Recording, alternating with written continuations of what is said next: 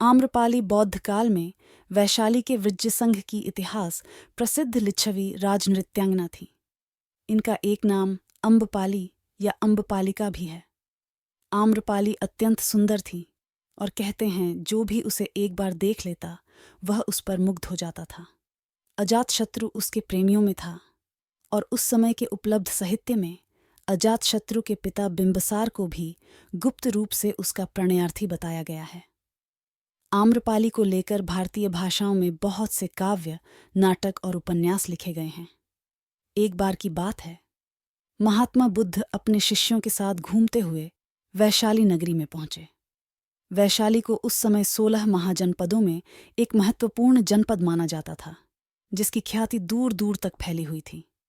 यह नगरी परम वैभवशाली और हर तरफ से संपन्न थी। महात्मा बुद्ध के आने की बात पूरे नगर में फैलते देर न लगी। जिसे जब पता चलता वह तभी उनसे मिलने पहुंच जाता और उनके उपदेश सुनकर खुद को भाग्यशाली समझता।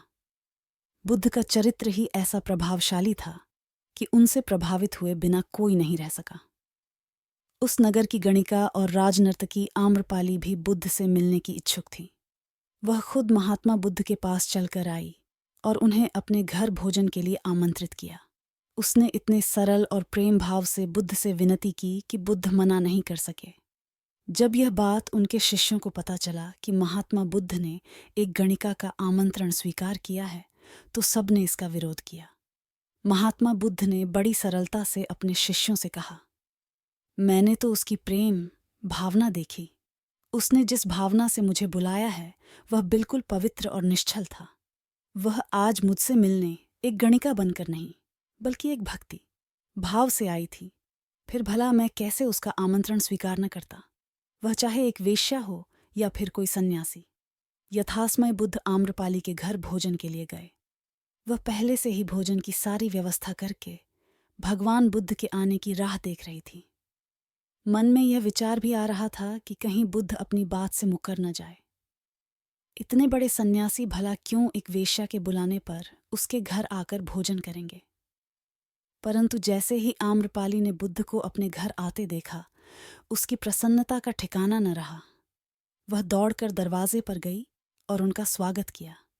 खुद अपने हाथों से भोजन परोसा और उनकी आवभगत की।